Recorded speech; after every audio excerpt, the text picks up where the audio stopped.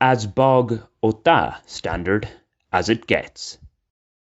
While I don't think I'm at the same obsessive-compulsive level as Melvin Udall, Jack Nicholson's misanthropic character in the 1997 film As Good as It Gets, I can get rather annoyed if certain aspects of my daily routine change without my advanced knowledge.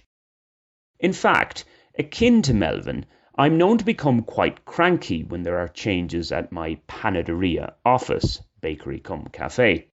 As an aside, in my childhood days, it was Nicholson's Jack Napier Joker character in the 1989 Batman film that I thought my adult life would most closely mimic. I guess there's still time for that.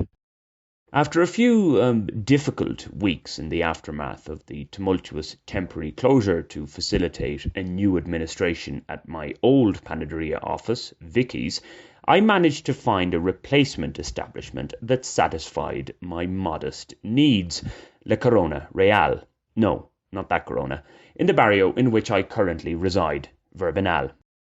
To be honest, even when Vicky's was number one, I had been using La Corona Real as a secondary option.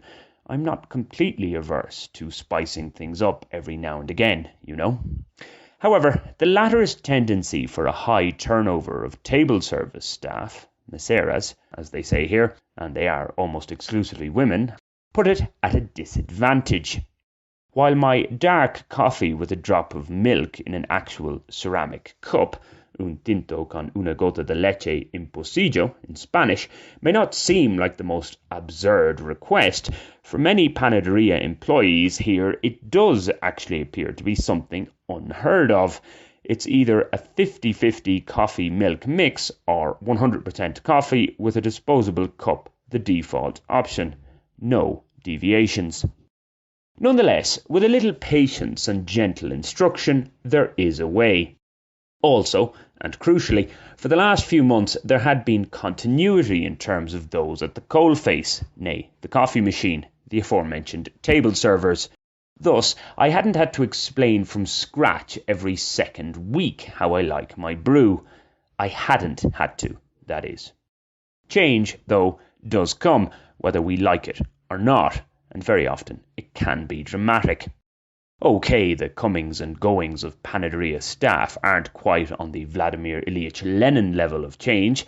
There are decades where nothing happens, and there are weeks where decades happen, but it's all relative, isn't it?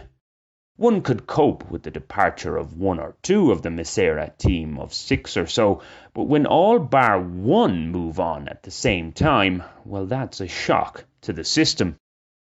Cushioning this blow somewhat is that the girl who remains, Wendy, originally from the Venezuelan state of Táchira, a gocha as they call them, is top-notch. She's been a great help in getting the newbies up to speed on my particular, not terribly demanding wants. Another plus point for Wendy is that she, whisper it, gave me the password for the establishment's Wi-Fi on the sly. What the middle-aged brothers who own the place don't know won't kill them.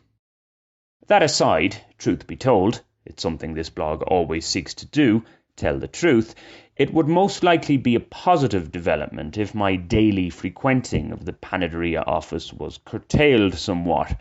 It would probably mean that I got a job that required my physical presence elsewhere. What a novelty that would be, eh?